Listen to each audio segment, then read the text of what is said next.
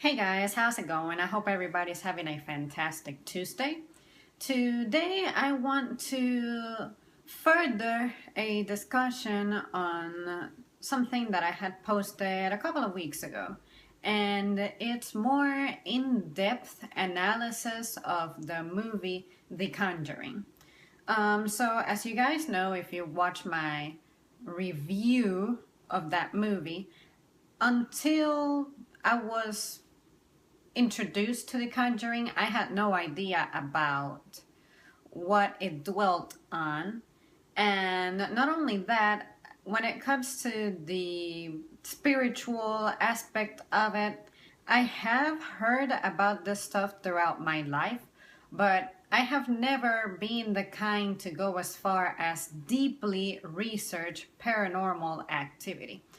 And the reason is simple, really. It's just that since it's something that I haven't encountered, I don't see why I should feel alarmed about it. Now, the news that I have seen about individuals who have experienced that type of stuff, I don't say I don't believe in it.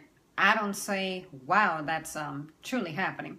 Because as we all know, some of those stories turn out to be hoaxes.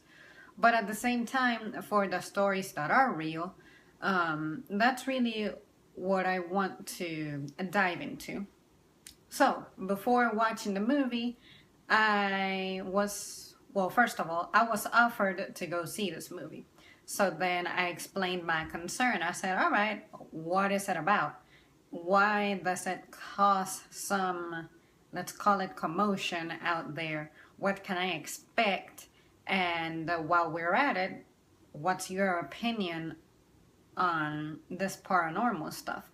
And then basically, this was like a 2 hour long conversation in which we discussed things like, well, we live, at least I live in the United States, and out here, this has been a land that has seen a lot of bloodshed. And what's to say that a lot of those souls have yet to find respite? So I have always personally had the belief that when something extremely traumatic happens in nature, nature sort of remembers it. It can be 10 years, it can be 20 years. Unless that soul can find its rest, it'll keep screaming forever. So that's why when someone says, oh, I believe that I'm hearing something, I believe that I'm seeing something, I believe them when they say it. And same thing with pets. Pets have their senses so much more sharp than we have them that we should always pay attention to what they're trying to say or what catches their attention. Like for me, I always swear that my cat follows ghosts, but I'm not saying that he's staring dead in the eye of a spirit. But what I'm saying is that he is picking up something that I am not picking up, and then we just sort of have to leave him alone. If he gets panicky, then that's when you try to figure out, okay, kitty, what's happening? But anyways, back to the film and the theme. I've always been a little skeptical sometimes, but then the more I educate myself about it, the more I have a respect for the topic. So before watching this film, I also discussed it with my mother. I told her, hey, I was offered to go see this movie. This is what it is about. I remember in the past you have expressed that you have heard of stories about people who suffer effects from this type of thing. So since she has a more religious view and background, I felt like she was a good person to consult. And her advice made sense. She was like, well, remember that stuff normally tends to go wrong when you summon it. So if you feel like you're going to be walking into a place, it's just a theater, right? I've been into that theater countless times, but how about if you just say a little prayer to yourself and So I followed her advice. I did that. I was like, I am stepping into this room. This is what I'm about to see. And I'm no longer a child to where this type of strong images do not really affect me anymore. But I still want to have respect for the story itself because, as we all know, The Conjuring is based on real events. So I want to respect the individuals who suffered from these series of events. So as I watched the movie, I was thinking, wow, some of these elements, of course, are fictitious, but at the same time, this type of event has taken place.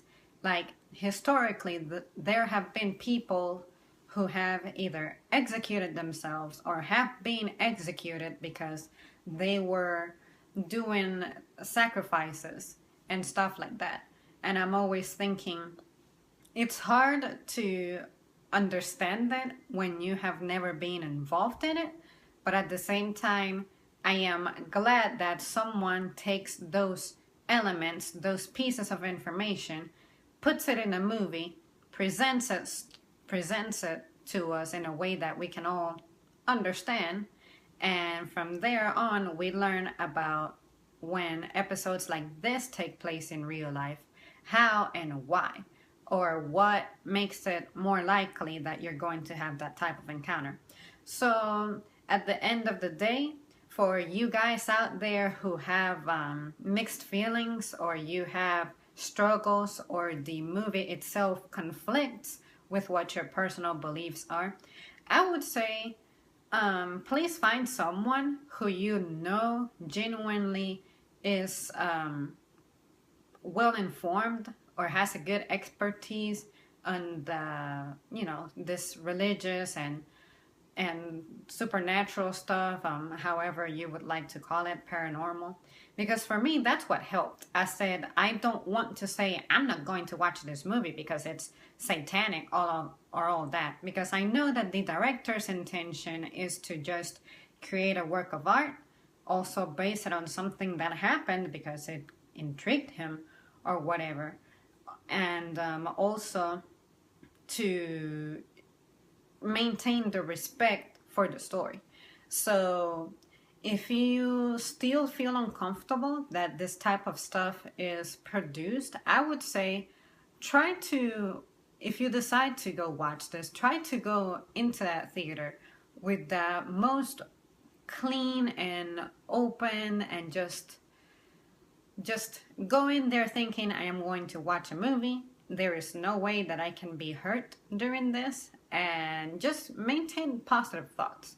Because whether you have positive thoughts while you're watching a terror movie or not, it's all up to you. Like, if you think negatively throughout the day during other things, you have a tendency of being unhappy or bad stuff happening to you because your mind is not focusing on the task at hand. So, same thing when watching a movie of this category. Just think, dear Lord, always take care of me and all that. And remember that I'm showing up here to also entertain myself, because let's face it, movies are fun. They're good to watch. They take a long time to film, shoot, and produce, and there's people working hard at this. And sometimes their lines or the shooting itself can be extremely difficult. So at the end of the day, just think that. Walk in there and just show the best respect that you can. And alright guys, that's all that I have for you for now. I hope that my insights help some of you out there. Because for me, this is still something that, although this happened weeks ago, it still invades my mind sometimes. I have some questions, and sometimes I don't know how to ask it or whom to ask. But at the end of the day, like I said in my review, I enjoyed this movie for what it is, and I am pretty sure a lot of you folks out there could do the same thing, which is just admire it from the cinematic perspective. if admiring it from the significance and spiritual perspective turns out to be challenging for you. And alrighty guys, that brings my video to its conclusion, and I would like to hear what you guys think. So feel free to comment and I shall read all of it. Alright, thank you. Have a good day.